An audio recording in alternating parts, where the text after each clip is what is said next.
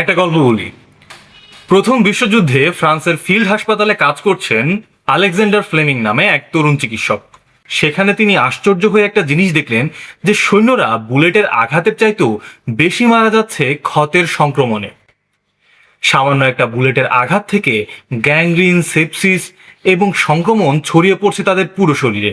ডাক্তাররা তখন এই ক্ষত পরিষ্কার করার জন্য ব্যবহার করতেন কার্বলিক অ্যাসিড। কিন্তু ফ্লেমিং গবেষণা করে দেখলেন যে কার্বলিক অ্যাসিড ক্ষতের ব্যাকটেরিয়া তো মারছে ঠিকই, কিন্তু এর সাথে সাথে শরীরের যে রোগ প্রতিরোধকারী কোষগুলো আছে সেগুলোকেও মেরে ফেলছে। সেদিন থেকে একটা প্রশ্নই তার মাথায় গেঁথে গেল, এমন কিছু কি আছে যেটা শুধু জীবাণু মারবে, শরীরের কোষকে নয়?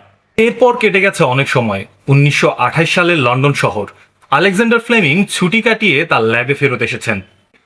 টেবিলের উপর স্তূপ করে রাখা ছিল অনেকগুলো কাচের পাত্র। তিনি একটার পর একটা তুলছেন এবং ফেলে দিচ্ছেন। হঠাৎ একটা কাচের পাত্র দেখে তিনি থমকে দাঁড়ালেন। তিনি দেখলেন সেই কাচের পাত্রে একটা সবুজ ছত্রাক জন্মেছে। ফ্লেমিং কাচের পাত্রটিকে ফেলে না দিয়ে সেটাকে রাখলেন অণুবীক্ষণ যন্ত্রের নিচে।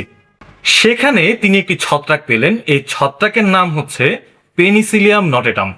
ফ্লেমিং সেই ছত্রাক থেকে তার নির্যাস আলাদা করলেন এবং বিভিন্ন ব্যাকটেরিয়ার উপর পরীক্ষা চালালেন, এবং ফলাফল অবিশ্বাস্য। তিনি এতদিন ধরে যেটা খুঁজছিলেন তিনি সেটাই পেয়ে গেছেন। স্টেফাইলোকক্কাস, স্ট্রেপ্টোকক্কাস, নিউমোকক্কাসের মতো ভয়ানক সব ব্যাকটেরিয়া মরে যাচ্ছে এই ছত্রাকের সংস্পর্শে। তিনি সেই ছত্রাক থেকে যে নির্যাস বা সিরামটা বের করেছিলেন তার নাম রাখলেন পেনিসিলিন।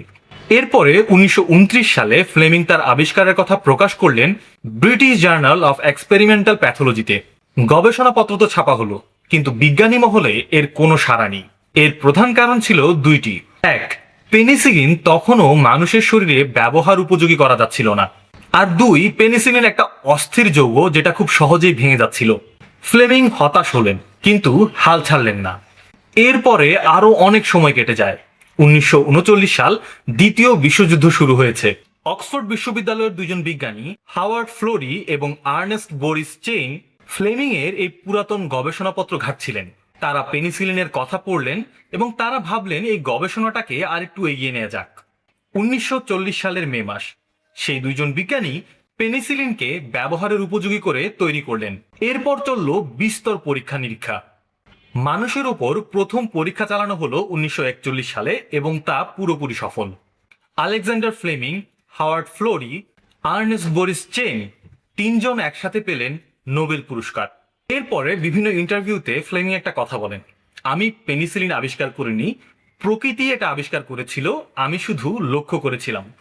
তিনি যদি সেই দিন সেই কাচের পাত্রটিকে ইগনোর করে ফেলে দিতেন তাহলে আমরা এই পেনিসিলিন হয়তোবা পেতাম না।